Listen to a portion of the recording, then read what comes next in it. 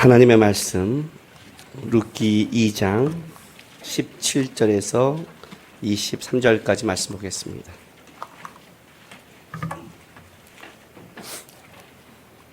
룻기 2장 17절에서 23절까지 말씀입니다. 우리 한 절씩 교독합니다. 룻이 밭에서 저녁까지 주고 그 주운 것을 떠니 보리가 한 에바쯤 되는지라.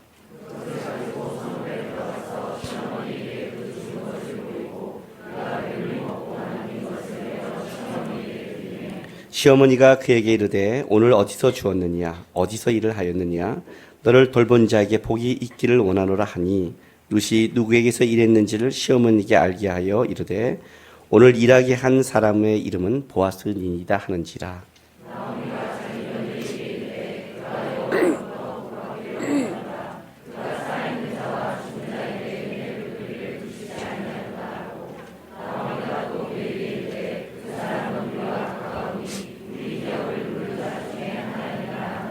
모압여인 룻이 이르되 그가 내게 또 이르기를 내 추수를 다 마치기까지 너는 내 소년들에게 가까이 있으라 하더이라 하니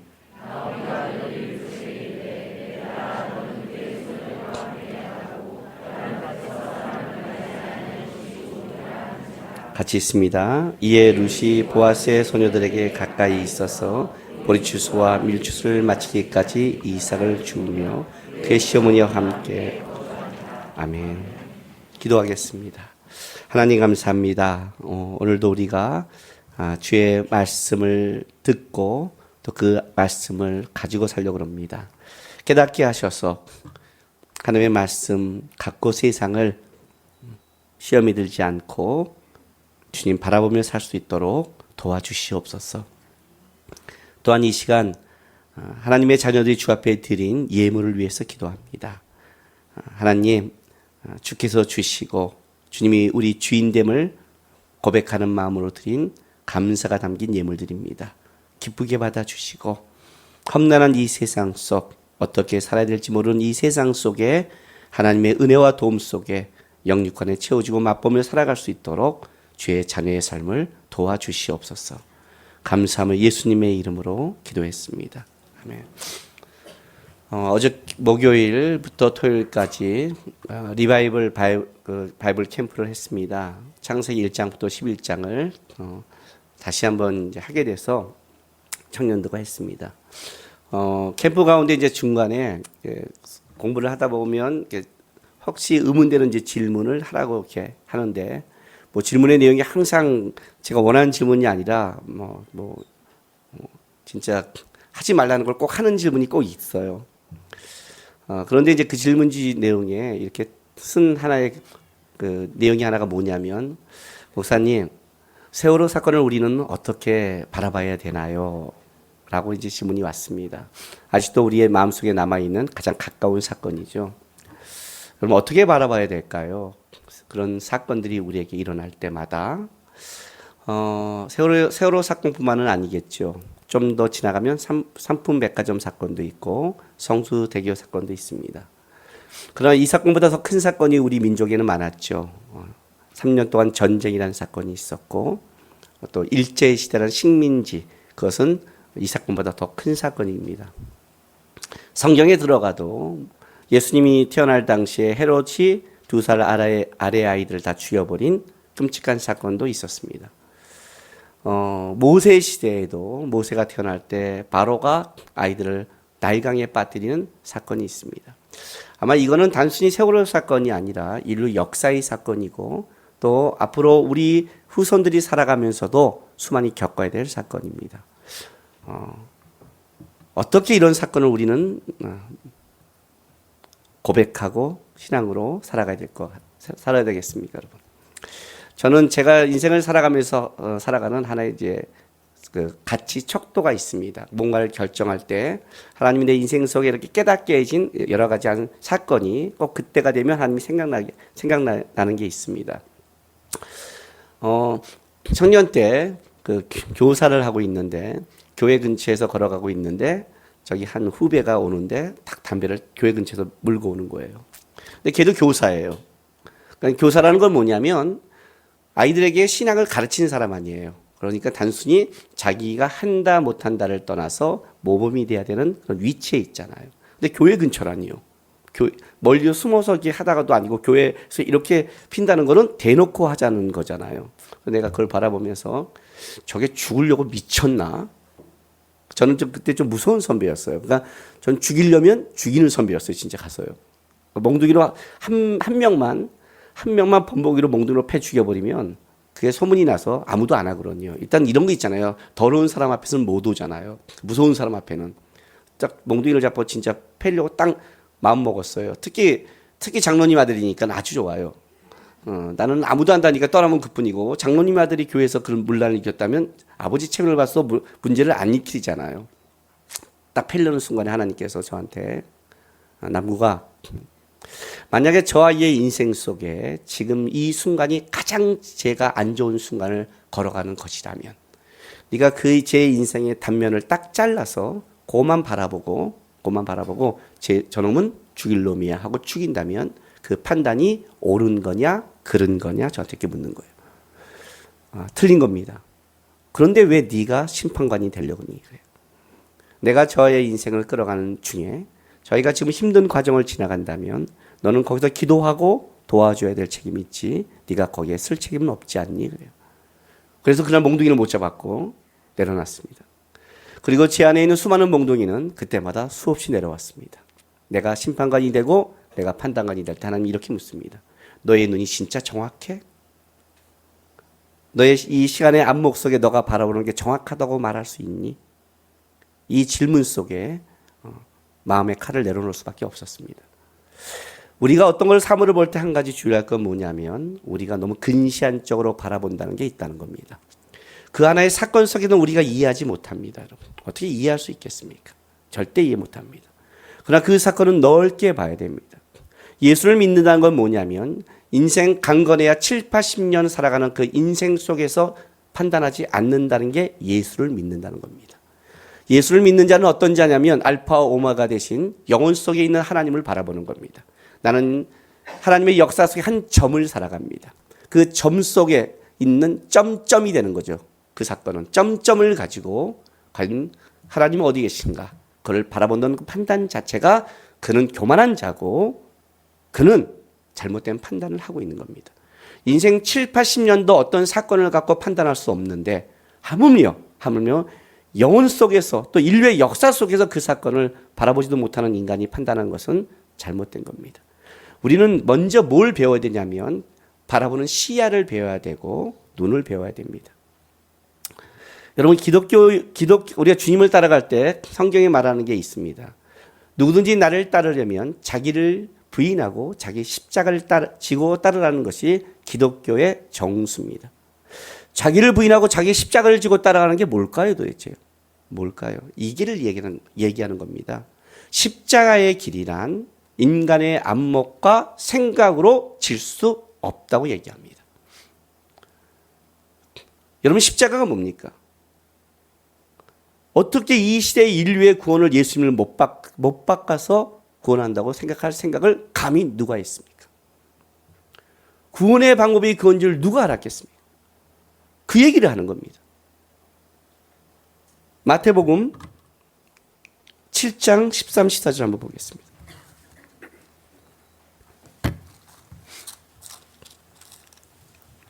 (7장 13, 14절) 가겠습니다.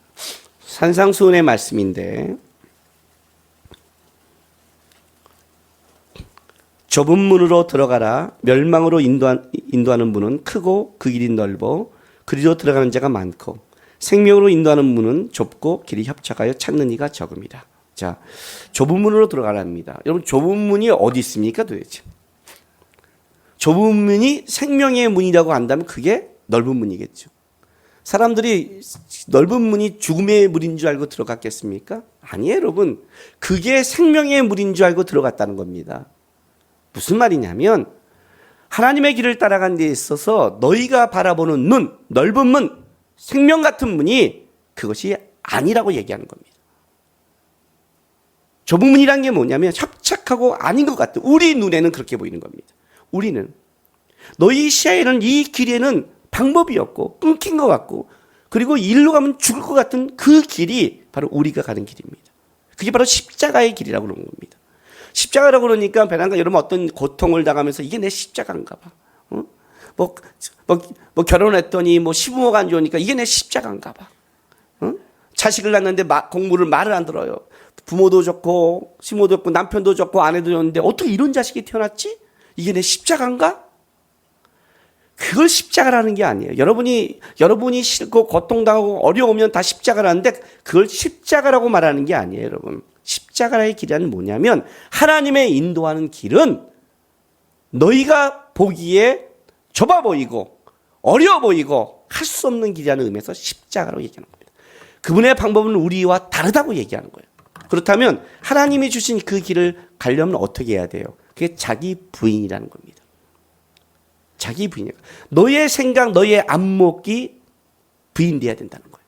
그 방법이 부인되는 거예요. 그것을 부인하고 하나님의 방법, 하나님의 시야, 하나님의 눈을 바라보지 않는다면 이게는 갈 수 없는 거예요. 그걸 얘기하는 거예요. 이게 바로 이 주님을 따라가는 기독교인의 전제예요, 전제. 이거는 나 개인을 넘어서 역사고 또 하나님의 일하시는 인류 전체의 방법이에요. 어떻게 이런 일이 있습니까? 이거는 우리 안에 끊임없이 고백되는 겁니다. 그건 단순하게 우리나라에 벌어진 일이 아니라 우리 인생 속에도 그 일이 벌어지는 겁니다. 저는 내 청년 때 수없이 고백한 게 바로 이겁니다. 하나님이 살아계신다면 어떻게 내가 이런 길을 걸어갑니까? 하나님 말이 되지 않습니까? 그렇지 않습니까? 하나님이 살아계신다면서. 제가 그렇게 기도했고 그렇게 의지하고 하나님 앞에 살아간다고 그랬는데 어떻게 제 인생은 이렇게 꼬입니까? 어떻게 기도하지 않고 예배도 빠지고 당구장에 가서 당구 치며 담배 피는 제에게는 대학을 가고 밀어주고 잘 살 수 있겠습니까? 작게는 여기서부터 문제가 벌어집니다. 작게. 오늘 예배 열심히 드렸는데 돌아간 나에게 내 인생은 여전히 어려운데 그 예배도 빠진데 아주 잘 사는 거예요. 좀 우리 그럴 때 있죠. 이럴 때요. 예배도 안 드리고 그러면 좀 안 됐으면 좋을 때. 좀 문제가 팍 터져갖고 좀 그냥 내가 가서 이렇게 말하고 싶을 때 있죠. 거 봐. 이렇게 말하고 싶을 때가 있잖아요. 내가 편하려고. 그렇게 안 하신다는 거예요. 작게는 거기서도 문제. 그래서 자기를 부인하라는 거예요. 너가 바라는 시야 안목 속에 하나님의 운행한 방법은 없다는 거예요. 시야를 하나님 쪽에서 넓히지 않으면 우리는 인생 속에 역사뿐만 아니라 나 개인에게 벌어진 사건도 답이 없는 겁니다. 우리 안에 답이 없다고 얘기하는 겁니다. 그 얘기를 지금 하고 있는 거예요. 오늘 이제 룻이 그런 얘기를 우리에게 좀 설명해 주고 있습니다. 자, 보아스를 만나서 보아스에게 은혜를 입었습니다. 은혜를 입어서 그래서 그날은 보아스가 뭐라고 말하냐면 좀 쉬게 해주고 좀 먹을 것도 주고 물도 주고 초도 찍게 해주고 그리고 소년들에게 명예해서 이 여인이 따라갈 때마다 좀 그냥 이 여인이 줍는 것만 빼고 좀 뽑아서도 베풀어 줘라 그래요. 그 갖고 왔습니다. 아마 평소 때보다 많이 더 양식을 얻었겠죠. 그래서 오늘 본문에 보면 17절에 룻이 밭에서 저녁까지 줍고 그 준 것을 떠니 보리가 한 에바쯤 됩니다 그럽니다. 보통 때는 그게 주워 오지만 오늘은 좀 많이 얻은 겁니다. 쉽게 말하면 많이 얻었습니다. 왜냐하면 떨어졌으니까. 그래서 작지만 떨 수 있는 추수할 수 있을 정도의 많은 양식을 얻은 겁니다. 그랬더니 한 에바입니다. 한 에바는 15멜로 출애굽기에 보면 성인 한 사람이 하루에 먹는 곡식의 양을 한 5멜이라고 합니다. 그러니까 11치 곡식을 떨었고 그것은 나오미와 룻을 따진다면 5일치 둘이 먹을 수 있는 거고 또 나오미와 룻이 조금 소식한다면 예를 들면 우리 집사람과 같은 사람만 있다면 이거는 20일치도 가능한 겁니다. 그런 겁니다. 그만큼은 이제 떤 거에 쉽게 말하면요. 어느 정도 추수할 만큼 얻었죠. 그리고 들어갔더니 시어머니가 그 얘기를 해 보세요. 오늘 어디서 주었느냐? 어디서 일을 하였느냐? 너를 돌본 자에게 복이 있기를 원하노라 하고 일단 인사적인 축복을 했지만 딴 때보다 양식이 많잖아요. 그러니까 강조가 어디서잖아요. 너 어디서 주었니? 오늘 어디서 일했기에? 이래서 어머니가 밖에 나가서 이렇게 옛날에 보면 그 잔치 때 어머니들이 나서 음식 잘하는 분들이 도와주고 돌아올 때 돈도 받고 음식도 이렇게 싸우잖아요. 그죠? 요즘 애들은 모르지만 그렇잖아요. 근데 어느 날 잔치집에 갔는데 보통 때와 다르게 음식을 이만큼 가져온 거예요. 그러면 우리가 묻잖아요. 오늘 어디서 일했어요? 어디 잔치집을 갖게 이렇게 줬어? 라고 물은 것처럼 오늘 나오미가 묻는 거예요. 어디서 주었니? 그래요. 그랬더니 뭐라고 말하냐면 19절에 뒤에 봐요. 룻이 누구에게 일했는지를 시어머니에게 알게 하여 이르되 오늘 일하게 한 사람의 이름은 보아스니이다 하는지라 그래요. 보아스다. 보아스란 말을 딱 듣자마자 나오미가 자기 며느리에게 이르되 그가 여호와로부터 복받기를 원하노라.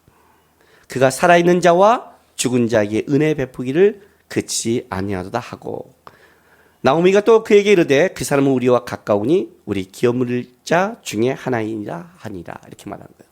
살아있는 자와 죽은 자에게 계대법을 이을 수 있는 법적 자격이 있는 자들이죠. 살아있는 자라는 것은 현재 나오미와 룻을 얘기하는 거고 죽은 자라는 것은 엘리멜렉, 말론, 기련을 얘기하는 겁니다. 단순히 보아스가 룻에게 한 것은 보아스도 나중에 이제 3장에 가면 알겠지만 단순한 젊은 과부에게 주는 호의를 넘어선 겁니다. 보아스에게는 그 룻이라는 말을 들었을 때 자기가 바로 기업 물릴 수 있는 자기도 자격이 있는 것을 보아스는 알았고 어쨌든 그것이 하나님의 보아스 입장에서는 먼저 기업 물릴 자가 있기 때문에 일단은 그것은 하나님 안에 맡기고 이 여인에게 하나님의 마음으로 호의를 베푼 겁니다. 그 호의를 나오미는 알게 됐고 이것이 단순한 곡식을 넘어선 그의 마음을 알게 돼서 그가 살아있는 자와 죽은 자에게 은혜를 베푼다고 얘기한 겁니다. 그리고 나서 그는 우리의 기업 물을 자다라고 얘기를 하는 거예요. 기업 물을 자 히브리어로 꼬엘입니다. 꼬엘. 그래서 고엘 제도라고 합니다. 고엘. 첫 번째 의미는 법적 상속권을 가진 자라는 뜻입니다. 법적 상속권을 가진 자. 그러니까 보아스와 앞으로 이제 4장에 있을 먼저 1순위 법적 상속권을 가진 자 두 사람밖에 없는데 어쨌든 하나님부터 법적 상속권을 가진 자를 만나게 하셨다는 것은 나오미에게서는 그 우연이 아니라 하나님의 큰 섭리가 있다고 나오미가 보기 시작했습니다. 그리고 이제 이 법적 상속권이라는 건 1차적 의미지만 이 고엘의 두 번째 의미는 뭐냐면 일반적으로는 하나님을 대표합니다. 무슨 말이냐면 어렵고 힘들고 살아갈 수 없는 자에게 하나님의 마음으로 그 베푸는. 사실은 이 힘을 가진 자는 원천적으로 하나님이기 때문에 하나님을 대표한 겁니다. 그러니까 하나님이 대표에 세운 법적 상속권을 가진 그를 만나게 했다는 것에 대해서 나오미가 얘기하는 겁니다. 그리고 고백을 얘기했어요.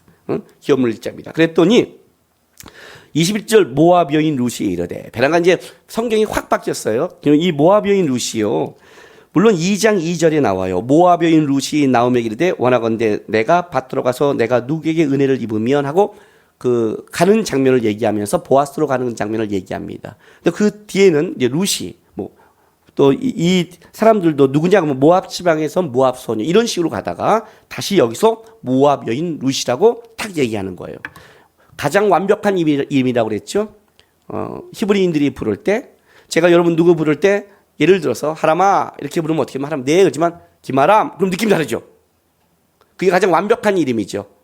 김남국이라는 것은 이름은 남국이지만 저는 김씨 가문에 속한 남국이잖아요. 그게 완벽한 이름이잖아요. 그 전에 박남국도 있고 이남국도 있고 뭐 있을 거 아니에요. 김남국이 제일 멋있어 보이지만 있을 거 아니에요. 똑같이 이방인은 뭐라고 그랬어요? 유대인들은 그 아버지를 따서 요한의 아들 시모나 그게 완벽한 이름이듯이 이방인들에게는 그 나라 태생을 햇사람 우리야 이렇게 모압 여인 룻 이 여인을 주목시키는 거예요. 모압 여인 룻이 왜냐하면 이제 드라마로 따진다면 이제 크로우집 되는 거죠. 이 여인이다 이거죠. 이 여인이 바로 보아스를 만날 그 여인이라서 쫙 오는 거죠. 그래서 와봤더니 이제 룻이 이렇게 말하는 거예요. 그가 내게 또 이르기를 내 추수를 다 마치기까지 너는 내 소년들에게 가까이 있으라 하더이다 이렇게 말해요. 근데 우리 그 한글 성경은 이게 재미가 없어요. 그가 내게 또 이르기를 이걸 의역해 드릴게요. 정말이에요. 그 사람이 또 내게 이렇게 말한 거예요. 이해가 됐어요? 깜짝 놀란 거죠. 그가 기업 물릴 자야. 그거 놀래고 정말이에요. 그가 또 내게 이르기를 그뿐만 아니라 곡식만 준 게 아니라 끝날 때까지 이 밭에서 하라고 했어요. 그 사람의 호의를 느낀 거예요. 느낌이 오세요? 예. 깜짝 놀라시 루시한 거예요. 그랬더니 나오미가 룻에게 이르되 22절에 내 딸아 너는 그의 소녀들과 함께 나가고 다른 밭에서 사람을 만나지 아니하는 것이 좋으니라 하는지라. 이에 룻이 보아스와 소녀들에게 가까이 있어 보리추수와 밀추수를 마치기까지 이삭을 주며 그의 시어머니와 함께 거주하더라고 본문이 마쳐요. 그런데 이 본문 중에 다른 밭에서 사람을 만나지 않는 것이 이 만나다란 이 단어는 해할 목적으로 만나는 것을 뜻한 단어입니다. 쉽게 말하면 이런 겁니다. 우리가 지나가다 어떤 사람을 딱 만났을 때 그냥 그 사람 만났어 하는 우연히 만나거나 사람을 네가 다른 밭에서 어떤 사람을 만나는 게 아니라 이 만나라는 이 단어는 뭐냐면 해할 목적으로 만나는 거예요. 이 말은 무슨 말이냐면 그 나오미가 룻을 보냈을 때 젊은 과부잖아요. 그리고 분명히 룻은 예뻤을 거라고 얘기하면 안 되고 아름다웠을 거예요. 그렇지? 아름답다면 좀 다른 표현이잖아요. 더 깊은 아주 깊은 표현이잖아요. 그렇지만 저는 또 예뻤다고 생각을 해요. 나중에 이제 3장에 보면 그 이유를 목사님 룻에 반해갖고 지금 정신이 없군요가 아니라 나중에 3장에 가면 룻이 예뻤다는 근거의 구절이 나오기 때문에 하는 말입니다. 3장에 가서 얘기해 드릴게요. 근데 어쨌든 보내놓고 나서 염려스러울 거 아니에요. 마음이. 젊은 과부를 보냈는데 이 시대도 어려운데 그 시대는 가장 약자 아니에요. 약자. 그거 힘들잖아요. 그러니까 혹시 룻을 어떻게 해야 할 목적이나 어떻게 건들 목적이나 추행할 목적으로 만날 수 있는 남자가 있을 수 있잖아요. 룻은 정신없이 죽고 있는 연약한 사람이니까 그걸 염려하고 있었다는 거예요. 그것은 룻의 상황이 만만치 않는 거죠. 그냥 가서 어렵게 그냥 이삭 죽기만 하는 게 아니라 이삭 죽으면서 보아스의 말처럼 그를 책망하지 말고 때리지 말고 만지지 말고 이렇게 보아스가 강하게 얘기했다는 것은 실제 룻이 당한 것은 곡식뿐만 아니라 여러 가지 성추행을 당할 수 있는 것과 또 욕을 먹을 수 있는 여러 가지 상황 속에 그러니까 가장 최하층의 삶을 살아가고 있는 거예요. 끔찍한 삶을 살아가고 있기 때문에 보아스에게 그런 은혜를 입었다면 그 밭에 가서 보호를 받으면서 하라는 거예요. 그리고 보리추수와 밀추수까지 4월부터 6월 정도 되는데 한 석 달을 거기서 계속 노동을 하면서 가고 있는 거예요. 저는 이 본문을 보면서 이런 생각이 들었습니다. 여러분 지금 룻이 하나님의 은혜를 입고 있다고 생각하십니까? 바이블 캠프를 하면서 청년들에게 질문을 하면 딱 이 반응을 보였어요. 제 말을 듣고 있는지 안 듣고 있는지 생각을 하는지 안 하는지 나랑 덤비자는 건지 설교를 듣자는 요 반응 딱 요 반응이에요. 룻이 오늘 본문에 보면 하나님의 은혜를 입고 있다고 보이십니까? 예, 그렇죠? 그런데 여러분이 룻의 현실로 한번 들어갑시다. 여러분이 룻의 현실로 들어가면 하나님의 은혜를 받는다고 느끼겠습니까? 이런 겁니다. 청년을 살아갈 때 제가 가장 답답한 게 뭐냐면 집을 나가려고 그러고 깽판을 치려고 하면 하나님이 말씀을 은혜를 주고 깨닫게 하십니다. 집을 나가려고 그러면 주는 그러시오 살아계신 하나님의 아들이시다 이렇게 말을 해줘요. 그 말씀이 딱 다가오는 거예요. 주는 살아계시대. 살아계신데 뭐 살아계시면 어떻게 돼요? 내 형편을 알아. 그 주는 나의 하나님이야. 나의 하나님이니까 옆집 하나님이 아니니까 나를 도와줄 거야. 그러면 하나님 내 형편을 알고 나를 도와주는데 나는 지금 힘들어. 그럼 어떻게 해야 돼요? 이유가 있겠지. 좀 버텨볼까? 내일 혹시 역사하는 게 아니야? 오늘 집 나갔다가 내일 역사가면 하나님이 그럴 거 아니야. 네가 나갔잖아 임마. 그럼 견뎌야지. 하면 또 마음이 가라앉고 또 그냥 먹을 만큼은 좀 도와줘요. 그런데 문제는 뭐냐면 먹을 만큼만 도와줘요. 열이 받는 거예요. 무슨 도움이 있다위야 이거예요. 제가 방인데 어느 날 갑자기 부모님이 사라지셨어요. 그래서 우리끼리 형제끼리 살려고 집을 옮기다가 그때는 어렸기 때문에 뭘 못 배웠냐면 집을 옮기면 주민등록을 동사무소에 가서 옮긴다는 걸 몰랐어요. 고등학교 갔자 그러니까 뭘 알겠어요 인생에서. 집만 옮겼는데 그러니까 뭐냐면 말소가 돼버린 거예요. 난 주소를 옮기는 걸 모르고 산 거예요. 그런데 나중에 어느 날 이사간 집에 들어갔더니 어떤 아저씨가 앉아갖고 담배를 피우고 있는 거예요. 우리 집에서. 한숨 푹 쉬면서 덜컥 내렸죠. 일단 담배를 피우고 있고 저 사람 뭐야? 이런 것도 있지만 혹시 빚쟁인가? 여러 가지 생각을 한단 말이에요. 하고 있는데 그 아저씨 우리 보더니 한숨 깨지더니 이리 오세요. 신검 그 용지를 주는 거예요. 군대 가는 신검을 받아야 되거든요. 주민등록이 사라져서 석 달을 뒤졌대요. 신검은 저쪽에서 전해줘야 되는 거예요. 석 달을 뒤진 거예요. 그 열이 받아서 집에 들어왔는데 우리 오기 전에 주인집 아주머니가 이 청년들이 착한데 얼마나 힘들게 사는지를 설명을 하나님 먼저 브리핑을 시켜버린 거예요. 브리핑을 얘는 그냥 곧장 갔으면 청년 뭐야? 어떻게 된 거야? 이렇게 군대 회피하려고 그래? 이렇게 하려고 그랬는데 먼저 브리핑을 딱 들었더니 화를 못 내겠는 거야. 야, 이 청년은 불쌍히 살아가는 거야. 근데 자기는 한숨이 나오는 거야. 고생을 생각. 이게 깊은 의미가 있는 거예요. 담배 피겠다. 앉아. 옮기면 주민등록을 옮겨야 돼. 그때 배웠어요. 그분한테 인생을 배웠어요. 이렇게 하면 안 돼. 그리고 그걸 줬어요. 그리고 신검이 어디 나왔냐면 전라도 목포 삼호면으로 나왔어요. 우리 본적으로 나왔어요. 원래 본적을 서울로 그때 옮겨놔야 됐어요. 그것도 몰랐어요. 본적. 내려갔어요. 그때 제 몸무게가 47kg였어요. 그 몸에 병이 있어서 보통 흔히 말하기를 몇 킬로만 빼면 넌 면제당한다. 우리 형은 방이다. 그래서 그래도 또 그 당시엔 고졸이었고 그래서 여러 가지 여건으로 빼짝 말라서 갔어요. 못 먹을 때니까 힘들게 갔을 때니까 갔는데 신검을 받는데 배란간 신검 받는데 자 초등학교 졸업한 사람 나오셔야 돼. 3분의 1이 나오더니 가버렸어요. 끝났어요. 거기서 벌써 면제 방이 다 결정났어요. 중학교 못 나온 사람 또 3분의 1이 나가요. 나는 고등학교 나온 거는 굉장히 그 3호면 그 당시 시골에 굉장히 고학력이 된 거예요. 여기서는 아니었는데 거기 내려가니까 고학력이 된 거야. 우리 형은 연대 법대생이잖아요. 그러니까 우리 형은 완전히 그냥 이거예요. 그냥 끝나버렸어요.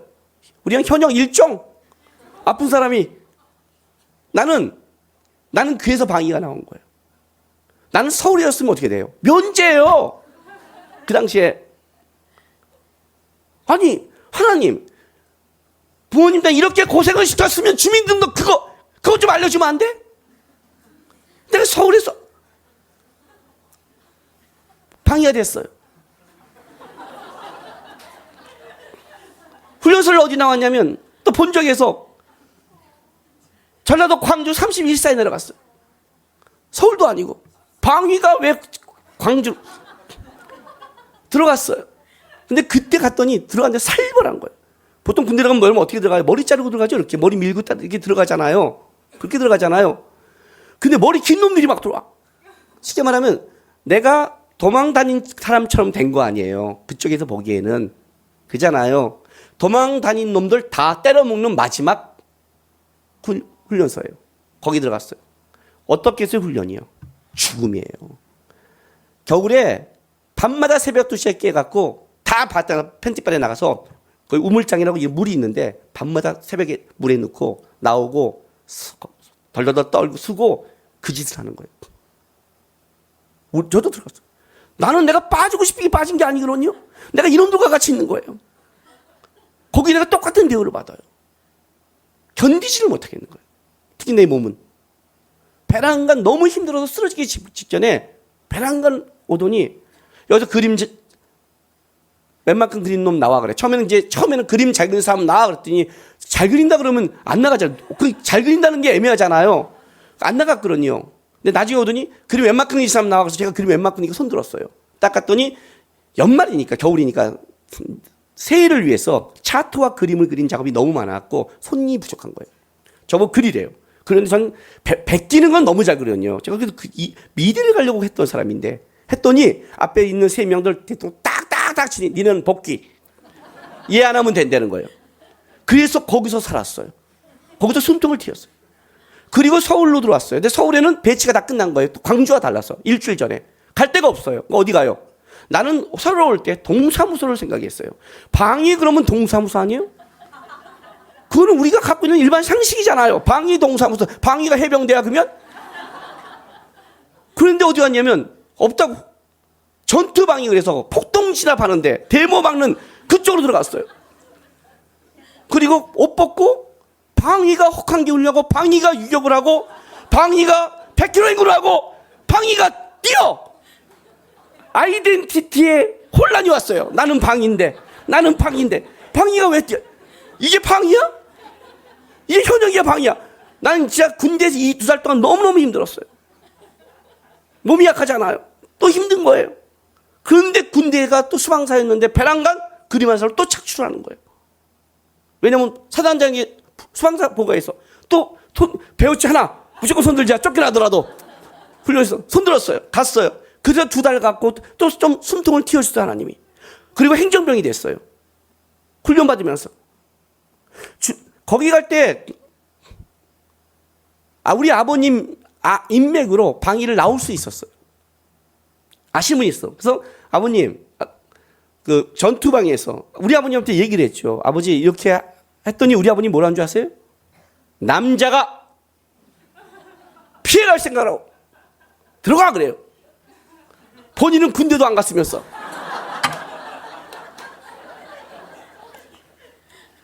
우리 아버님은 피해 가셨거든요. 지금 안 계시니까 말하지만. 그 본인이 피해가 놓고 인생을 안 거예요. 그 당시에 우리 아버님은 군대를 안 간 것 때문에 군사정권에 굉장히 어려움이 있었거든요. 그러니까 아신 거예요. 가! 그런 거예요. 내가 안 간대요? 동사무소로 간다고요. 근데 가는데 그 간 데가 그든 거예요. 뛰는데 이런 생각이 드는 거예요. 터질 것 같으면 그린 사람 가서 숨통을 틔워줘. 전투방에 눕고 숨통을 틔워줘. 터질 것 같으면 숨통을 틔워줘. 왜 숨통만 틔워 우리 하나님은? 이게 지한테 제일 불만이었어요. 딱 이 룻기를 보는데 이게 보이는 거예요. 아니 보아스 만났어. 근데 룻은요. 그래요. 이제 그 밭에 가서 호의를 받아요. 호의를 받으니까 좀 더 많이 죽겠죠. 죽지만 룻은요. 이 2달 동안에 1년치를 준비할 생각으로 죽는 거예요. 어제 무지하게 더웠죠. 37도. 이거보다 더 더운 곳 근동 지방에 있는 태양빛에서 시어머니를 먹여 살리기 위해서 애쓰면서 죽고 있는 거예요. 하나님의 은혜가 있는데 그 은혜의 삶은 끔찍한 삶을 놔두는 거예요. 그 길을 가는 거예요. 하나님의 은혜 그 길을 가다 기억하세요. 하나님의 은혜가 빼는 게 아니에요. 하나님의 은혜가 그냥 가는 게 아니에요. 하나님의 은혜가 있어서 그 길을 가는 거예요. 가게 만든다고요. 왜 그럴까요, 여러분? 왜 하나님은 그 길을 가게 할까요? 우리는 우리 생각에는 하나님의 은혜가 있으면 건져줘야 되고 하나님의 은혜가 있으면 뭔가 행복해야 되고 하나님의 은혜가 있으면 뭔가 탁탁탁 돼야 되는데 분명히 하나님의 은혜가 있어요. 매일 만나는 준대니까 저는 이스라엘 백성이 이해가 가요. 배고파요. 만나줬어요. 꿀 섞인 과자요. 맛있겠죠. 달고. 맛있겠죠. 내일도 만나. 모레도 만나. 맨날 만나. 이제 만나만 만나요. 맨날 만나. 40년. 좋으시겠어요? 끔찍하지 않아요? 호주에 설교하러 갔다가 가는데 강사로 갔는데 거기 교회에서 그러는 거야 저한테. 목사님 뭐 좋아하세요? 다 잘 먹어요. 그렇게 말씀하세요 목사님. 모든 목사님이 그렇게 말해서 우리가 힘들어요. 딱 말해주면 좋겠어요 목사님. 뭐뭐 좋아해 그러면 탁탁 모시는데 그렇게 말하면 너무너무 우리가 힘들어요. 어디 고기 좋아해요. 어디 목사님 그렇게 하지 말라니까요. 그래. 왜요? 어디 호주 고기 여기 많아요. 그러니까 호주 왔으니까 또 고기 많으니까 흔하게 우리에게 맞춰주는 거죠. 그래요. 이 사람들이 진실을 말해도 지랄이야. 고기 좋아한다고요. 왜 목사 말을 안 믿어요? 그랬어요. 진짜요? 우리 때문이 아니요? 진짜 좋아한다니까요. 말하려면 말하고 이렇게 말하면 곤란하죠. 제가 뭐 좋아하세요? 스테이크요. 진짜요? 왜요? 스테이크는 너무 좋대요. 그래 좋아요. 그럼 진짜요? 그럼 진짜 거 보여줘요. 좋아요. 가요 그러면 스테이크로. 어떻게 해요? 매일 가요 그랬어요. 점심 저녁 가져왔어요. 5일 동안 계속 먹었어요. 점심 스테이크, 저녁 스테이크, 점심 스테이크, 저녁 그냥 뭐 종류 식당 다 돌아가면서 다 먹었어요. 나중에는 거기서 뭐냐면 지네가 미치는 거 지네가. 왜냐면 자기는 목사님 오늘 좀 다른 거 가자며. 나 스테이크 좋아. 아직 안 질렸어요. 오늘 어떤 시간 다른 식당 가자. 어디. 와, 난 여태까지 강사를 모셨는데 스테이크만 먹는 이건 미쳐버리겠다는 거예요. 저는 갈 때까지 스테이크를 먹었어요. 한 번 또 그렇고 싶어요. 스테이크도 일주일을 먹으면 이가 물린대요. 만나예요. 양식은 줘요. 근데 그것만 주고 가게 하는 거예요. 왜 그럴까요, 도대체 하나님? 도대체 왜 이렇게 하나님은 역사하실까요? 뭐가 문제일까요? 창세기에 보면 요셉이 나옵니다. 제가 지난 연예인들 부흥회 때 욥과 요셉에 대해 설교했습니다. 여러분, 요셉이 얼마나 하나님을 신실하게 따라간지 우리가 알고 있습니다. 그죠? 자, 하나 찾아보십시오. 창세기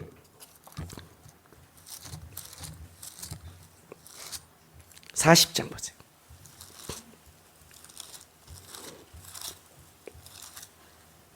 40장 12절에서 15절입니다. 요셉이 감옥에 갇혔을 때 술 맡은 관원장과 떡 맡은 관원장이 옵니다. 그리고 그들의 꿈을 풀어줍니다. 12절부터 보세요. 요셉이 그에게 이르되 그 해석이 이러하니 세 가지는 사흘이라. 지금부터 사흘 안에 바로가 당신의 머리를 두고 당신이 전직을 회복시키리니 당신이 그 전에 술 맡은 자가 되었을 때 하던 것 같이 바로의 잔을 그의 손에 드리게 되니이다. 당신이 잘 되거든 나를 생각하시고 내게 은혜를 베풀어 내 사정을 바르게 하려 이 집에서 나를 건져주소서. 나는 히브리 땅에서 끌려온 자여 여기서도 옥에 갇힐 일을 행하지 아니하였나이다. 지금 이 요셉의 고백 속에 강조되는 게 앞에 당신이 회복될 걸, 당신이 분명히 회복되는 당신을 강조하고 또 거기에 반대되게 또 강조한 게 뭐냐면 나를, 내게, 내 사정, 나는 이게 내가 강조됩니다. 무슨 말이면 이겁니다. 요셉은 그 안에 있는데 술 맡은 관원장이 들어왔습니다. 당시에 술 맡은 관원장은 비서실장 정도 되는 사람입니다. 쉽게 말하면 보디발보다 직위가 높은 사람이에요.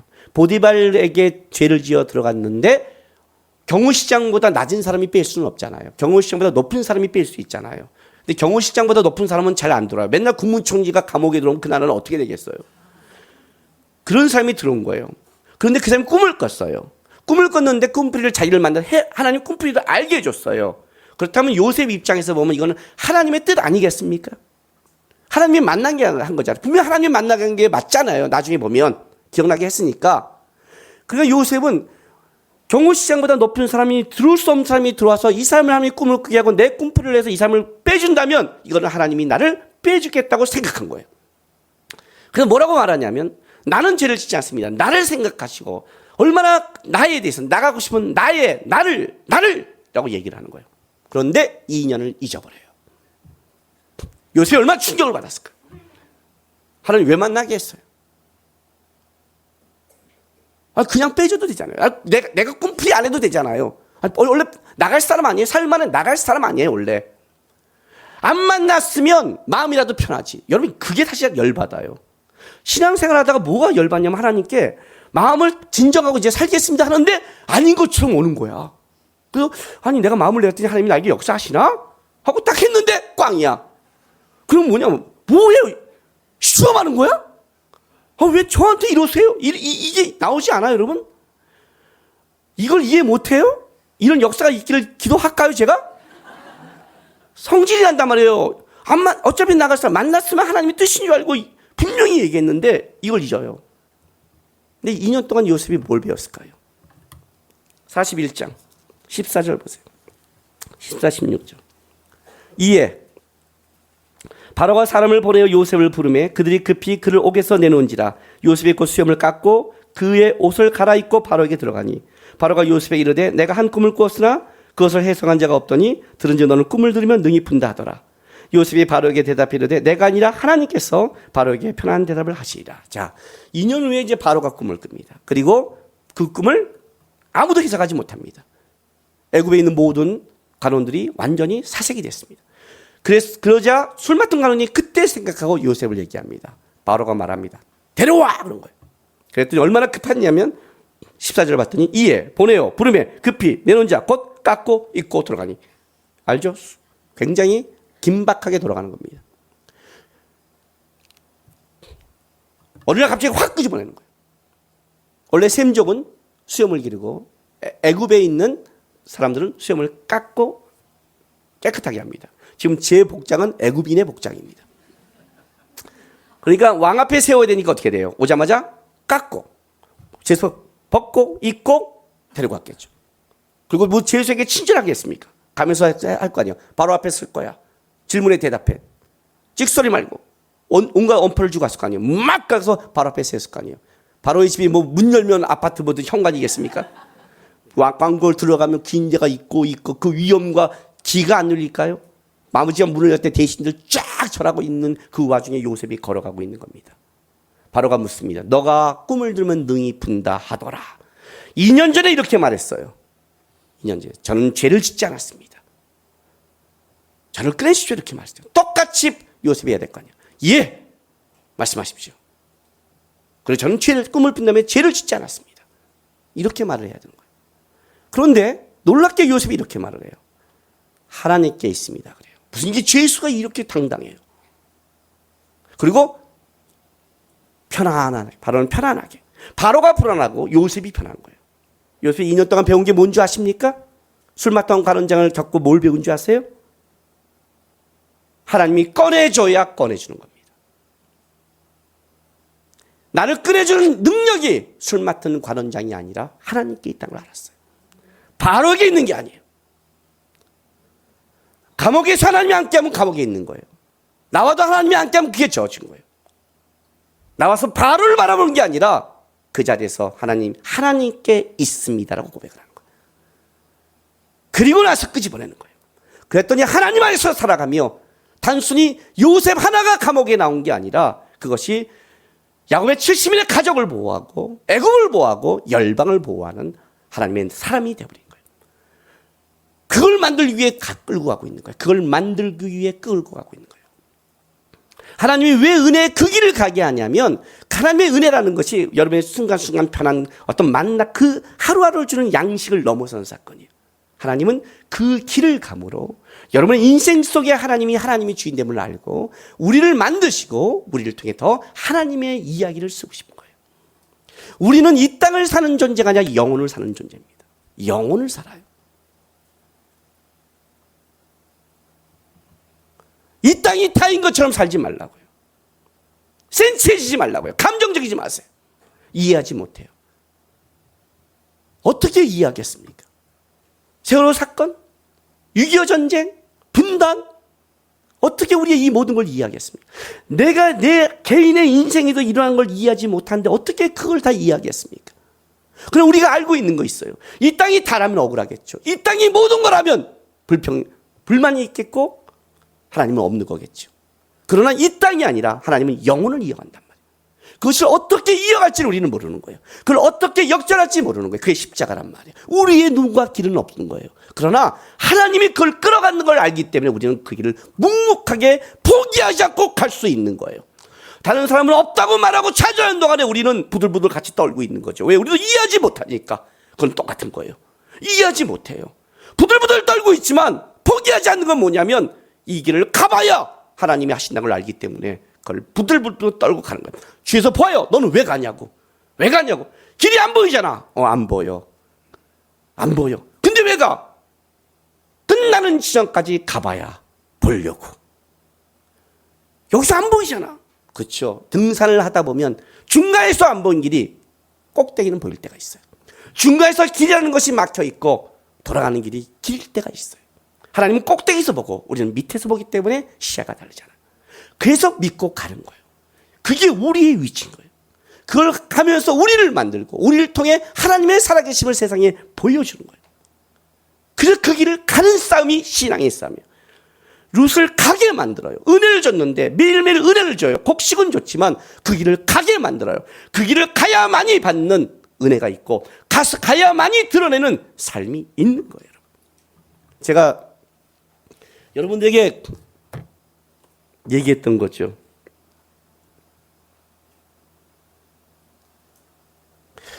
책을 잘못 갖고 왔어요. 서목사 내 책상에서 하나님의 은혜 책 갖고 왔어요. 가끔 성경만이 눈에 들어오니 이거 어쩌면 좋겠어요. 제 인생 속에. 이 하나님의 뜻, 하나님의 은혜를 진 제럴드 L. 시처, 이분 제가 얘기해 줬죠. 예?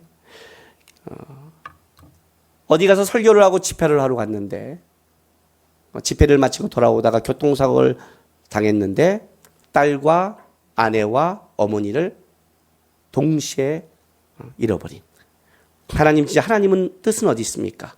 라고 고민했던 이분. 그리고 2년 동안 헤매고 살다가 보니까 자기 자식들도 망가진 걸 보면서 하나님의 뜻은 모르지만 자식들을 살리기 위해 부모로서 부들부들 떨면서 정신 차리고 자식을 살아갔고, 그리고 지나서 쓴 게 하나님의 뜻이고, 그리고 20년이 지나서 이 책을 쓴 지 20년을 지나서 쓴 게 하나님의 은혜라는 책이에요. 이 책 앞부분의 서론을 제가 한번 여러분 읽어줬을 거예요. 그죠? 다시 한번 들으세요. 다시 한번. 이것 때문에 제가 캐나다를 갔을 때 밴프 공원을 찾아갔습니다. 아이들과 함께 캐나다 로키 산맥에 있는 밴프 국립공원에 갔다. 닷새 동안 65km 정도를 걸으며 웅장한 공원의 절정을 마음껏 즐겼다. 나무 껍질이 흰색인 특정한 수종의 소나무가 등산길에 자주 눈에 띄었다. 그 나무들은 곳곳에 산재되어 있었고 특히 고도가 높은 곳에 더 많았다. 바람투성이 벼랑에 매달려 태고 쪽에 호수며 거대한 빙하며 깊은 계곡을 굽어보고 있었다. 마치 세상을 지키는 초병들 같았다. 나무마다 풍상을 견뎌낸 흔적이 역력했다. 줄기는 옹기투성이었고 가지는 꺾여 나갔고 껍질은 바람과 눈비와 쥐눈깨비에 시달려 거칠거칠했다. 덩이진 잎들이 한 뼘의 햇빛을 훔치고 있었고 짐승의 발톱처럼 생긴 뿌리는 비탈진 바위를 꽉 움켜쥐고 있었다. 이 나무들은 세월의 시험을 통과하여 살아남았고 비바람에 깎여 비법한 예술 작품이 되었다. 정말 아름다웠다. 아이의 순진하고 가냘픈 얼굴 같은 아름다움이 아니라 평생을 너무나 농부로 살아온 사람의 늙고 주름진 얼굴 같은 아름다움이었다. 강인하고 노련한 그 나무들에게서 연륜과 추억과 성품이 물씬 풍겨났다. 이 책을 보고 밴프 국립을 가고 싶어서 갔습니다. 그냥 캐나다를 갔으면 쭉쭉 뻗은 나무와 아름다운 로키 산맥에 반했겠지만 제가 본 거는 빙하 속에 버텨있는 잡초가 눈에 들어왔습니다. 그걸 우리 아이가 찍었습니다. 인생을 살아가면서 쭉쭉 잘 나가고 멋진 사람이 아니라 시장 바닥에서 하나님 주신 자기 자리를 견디는 사람들을 볼 수 있는 눈을 배웠습니다. 잘나고 똑똑한 사람이 아니라 어려워도 나에게 책임을 맡고 살아가는, 풍상을 이겨낸, 세월의 시험을 이겨낸 비범한 아름다움을 볼 수 있는 눈을 배웠습니다. 그리고 저도 그렇게 고백했습니다. 사도 바울의 고백처럼 내 안에 예수의 흔적을 가졌다. 수많은 풍파와 어려움의 비바람 속에 세월을 이겨낸 예수의 흔적. 하나님의 은혜를 알기에 그 길을 가는, 그 길을 갈 수 있는, 그 길의 끝을 볼 수 있는 그 걸음을 쉬지 않겠다고 고백하는, 잘나고 멋진 것보다는 아프고 힘들어도 그 길을 가겠습니다 고백할 수 있었습니다. 내가 루스를 사랑하는 이유가 여기 있습니다. 어느 날 고백했더니 멋진 남자 만난 게 아니라 그 길을 갈 수 있는 여인.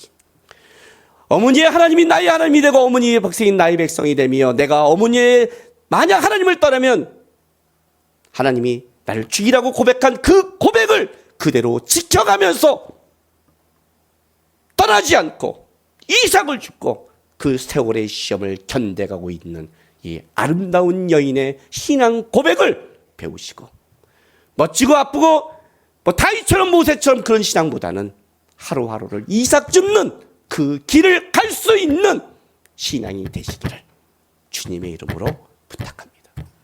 기도합시다. 이제 우리 다 같이 기도하겠습니다. 하나님, 가겠습니다. 그 길을 가겠습니다. 하나님이 계시기 때문에 가겠습니다. 이삭을 주겠습니다. 하루하루를 살겠습니다. 하나님, 제 길 속에 내 안목이 아니라 하나님 바로 이 길 속에 세월을 이겨낸 믿음의 흔적을 갖는 신앙이 되게 하시고, 이 다음에 주님 앞에 섰을 때 이걸로 감사할 수 있는 뿌리 깊은 신앙 되게 도와달라고 다 같이 다짐하며 기도하며 나가겠습니다. 기도하겠습니다. 거룩하신 아버지 하나님 감사합니다. 하나님, 하나님, 우리의 안목과 우리 바라보는 우리의 삶 속에 어떤 해답도 없음을 압니다. 우리가 살아가는 이 시절 속에 우리가 무엇을 겪어야 될지 모르겠고, 지금 겪고 있는 주의 자녀가 있을지도 모르겠습니다. 루처럼 하루하루 진짜 끔찍하게 조롱당하고 힘들고 이삭 죽고 땀 흘리며 오늘 하루하루를 살기에도 급한 성도가 있을지 모르겠습니다. 아버지 하나님, 하나님의 은혜를 바라보면서 그 길을 가게 도와주옵소서. 꺾인 나무가 되고 못 자라도 나에게 준 그 장소에서 세월의 시험을 이겨내며 믿음의 고백을 하고 있는 하나님의 삶이 되게 도와주십시오. 우리가 멋지고 뽐나는 아름다움이 아니라 하나님을 붙잡고 꺾여 있어도 주님과 함께하는 흔적이 있는 믿음의 길을 가게 도와주시옵소서. 은혜를 베풀어 주시옵소서. 함께해 주옵소서. 아버지 도와주십시오. 아버지 하나님 감사합니다.